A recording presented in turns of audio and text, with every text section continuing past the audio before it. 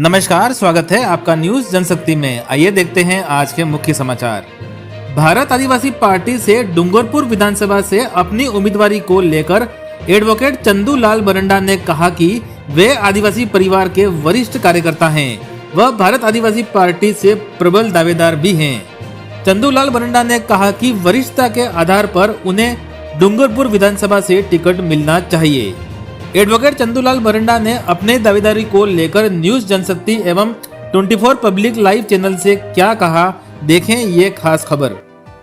भारत आदिवासी party के candidate को लेकर डूंगरपुर विधानसभा सीट को लेकर आम सहमति नहीं बन पाई एवं कांति भाई आदिवासी ने अपने आप को एक उम्मीदवार घोषित कर दिया अपने फेसबुक अकाउंट पर। ऐसा सोशल मीडिया पर मैसेज वायरल हो रहा है, जिसको लेकर आप क्या कहना चाहेंगे? सबसे पहले अपना परिचय देते हुए बताएं। सबसे पहले आपके चैनल को जोहार। और मेरा नाम एडवोकेट चंदूलाल बरंडा है और भारत आदिवासी पार्टी का मैं वरिष्ठ कार्यकर्ता हूं विधानसभा डूंगरपुर से। जो कल हमारे डूंगरपुर विधानसभा क्षेत्र के उम्मीदवार तय करने के लिए जो हमारा सिलेक्शन प्रणाली जो बैठी थी, उसमें मैं स्वयं उम्मीदवार था और मेरे साथ ही 5 अन्य कैंडिडेट भी इस उम्मीदवारी में थे, लेकिन सबकी सहमति आम राय से नहीं बनी और अंत में वोटिंग का जो निर्णय लिया गया, तब हमारे बीच में जो वरिष्ठ कार्यकर्ता कांति भाई आदिवासी ने कहा कि भाई मैंने इतने समय से मैंने त्याग किया है और मैंने जो पार्टी रजिस्ट्रेशन कराने गए थे तब हमारा हादसा हुआ और इसमें मैं कोमा में भी चला गया और मैं बड़ी मुश्किल से अभी उठ खड़ा हुआ हूँ और मुझे एक बार मौका दिया जाए। और एक उन्होंने उदाहरण दिया कि मेरे साथी जो जगदीश भाई पंडोर जो डेथ होगी तो उनके भाई को वहाँ की जनता ने उम्मीदवार किया है, तो मुझे भी किया जाए। इस पर हम सभी कैंडिडेट थे, तो हमने कहा, मैंने खुद ने कहा, अगर हमारे विधानसभा में अधिकतम कार्यकर्ताओं की सहमति बनती है तो हम भी इस बात के लिए सहमत हैं। लेकिन अधिकतम कार्यकर्ताओं की सहमति नहीं बनी तो जो हमारे मतदान होने की जो प्रक्रिया थी वो नहीं हो पाई। कांति भाई ने फेसबुक अकाउंट पर अपने आप को बीएपी पार्टी का उम्मीदवार घोषित कर दिया है और उन्हें सोशल मीडिया पर ऐसा भी मैसेज वायरल हो रहा है कि कई उनके प्रशंसकों ने उन्हें बधाइयाँ भी दी है, जिसको लेकर आप क्या कहना चाहेंगे? देखो, इसके बारे में तो मैं यही कहना चाहूँगा कि भारत आदिवासी पार्टी ने ऐसा कोई निर्णय नहीं लिया है जो कांति भाई को उम्मीदवार घोषित किया गया हो। और मैं डूंगरपुर विधानसभा का वरिष्ठ कार्यकर्ता हूं और मैं आदिवासी परिवार में जब शुरुआत हुई तब से 2015 से नॉन स्टॉप में काम कर रहा हूं और मेरे साथ जितने भी लोग काम कर रहे थे सबको किसी किसी पद पे चुनाव लड़ा दिया है।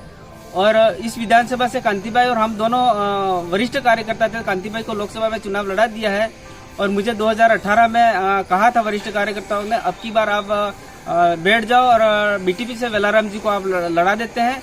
उस समय भी प्रमुख दावेदार था।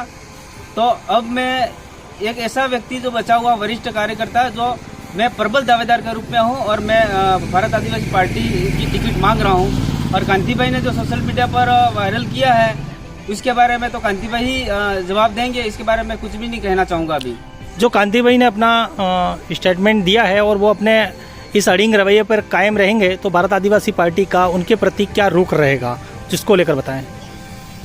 देखो, भारत आदिवासी पार्टी में जो निर्णय होता है, जो उस विधानसभा के अधिकतम कार्यकर्ताओं की सहमति के आधार पर चुनाव लड़ाया जाएगा और अधिकतम कार्यकर्ताओं की सहमति कांति भाई पे नहीं बनती है तो भारत आदिवासी पार्टी के जो पदाधिकारी हैं, जो कार्यकर्ता हैं, वो कांति भाई के साथ खड़े नहीं रहेंगे, ये मैं कहना चाहूँगा। अभी डूंगरपुर सीट को लेकर कितने कैंडिडेट और भी पार्टी के प्रत्याशी बनने को तैयार हैं? अभी डूंगरपुर विधानसभा से मैं स्वयं और मेरे साथ 5 अन्य व्यक्ति उम्मीदवार हैं। उसमें जो उम्मीदवार हैं, मैं सबसे वरिष्ठ हूं और 2018 के बाद जो आदिवासी परिवार की लहर से जो 2 विधायक जीतने के बाद जो लहर में आए हैं वो आदमी उम्मीदवार हैं। इसीलिए वरिष्ठ के आधार पर मुझे टिकट मिलनी चाहिए। यही मैं भारत आदिवासी पार्टी के वरिष्ठ कार्यकर्ता। क्या है भारत आदिवासी पार्टी की सिलेक्शन प्रणाली, उसको लेकर भी हमारे दर्शकों को बताएं। भारत आदिवासी पार्टी की सिलेक्शन प्रणाली उस विधानसभा क्षेत्र के जो हमारे भारत आदिवासी पार्टी को चलाने वाले सामाजिक विंग के जो जैसे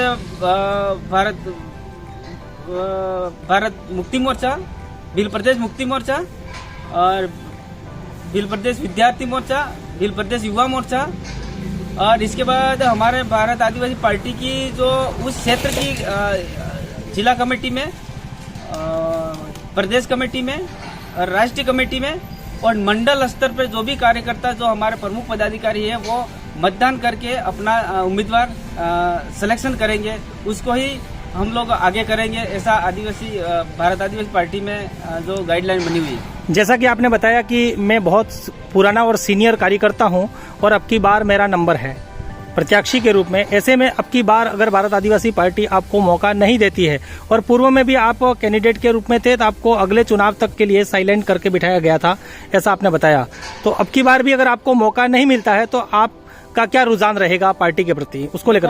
देखो इसमें हमारा जो भारत आदिवासी पार्टी का जो स्टैंड है उसी स्टैंड पर मैं कायम रहूंगा।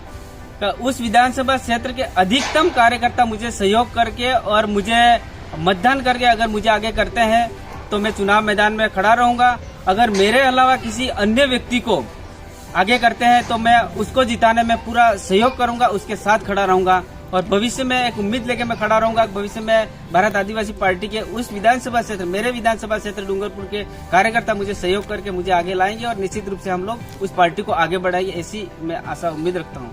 आखिरी सवाल हमारा आपसे कि बीटीपी के साथ बाप का जब उदय हुआ 10 तारीख 9वें महीने में, तो ये बताया जा रहा था कि बीटीपी बाप के साथ विलय हो जाएगी, लेकिन ऐसा नहीं हुआ, उसको लेकर क्या कहना चाहेंगे?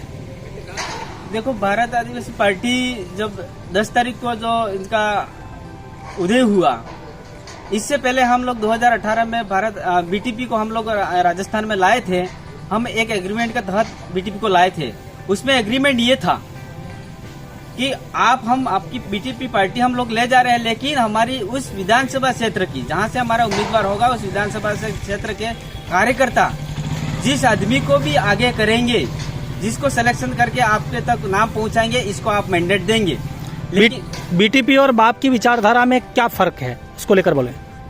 देखो बीटीपी और बीएपी के में विचारधारा सेम है, कोई अंतर नहीं है, लेकिन बीएपी में ये विचारधारा है कि धरातल के कार्यकर्ता जिस आदमी को सिलेक्शन करेंगे उसको मैंडेट देंगे और क्या बीटीपी में जो ऊपर से थोपा हुआ कैंडिडेट हम लोगों को जिताना होगा, यही दो अंतर है, बाकी कोई अंतर नहीं है। क्या बाप पार्टी में आने वाले समय में रोटेशन प्रणाली कैंडिडेट को लेकर लागू रहेगी या जो भी कैंडिडेट जीता है उसको दोबारा टिकट देने का भी प्रावधान रहेगा, उसको लेकर बताएं? देखो ऐसा है, इस पार्टी में हमारा नियमावली तो ये है कि एक व्यक्ति को समाज का सर्टिफिकेट लगाकर एक बार मौका मिल गया, उसको दोबारा नहीं मिलना चाहिए। लेकिन किसी परिस्थिति में उस विधानसभा क्षेत्र के अधिकतम कार्यकर्ताओं की सहमति बनती है तो उस आदमी को वापस मैदान में उतारा जाएगा। धन्यवाद, आपने हमारे से बात की उसके लिए।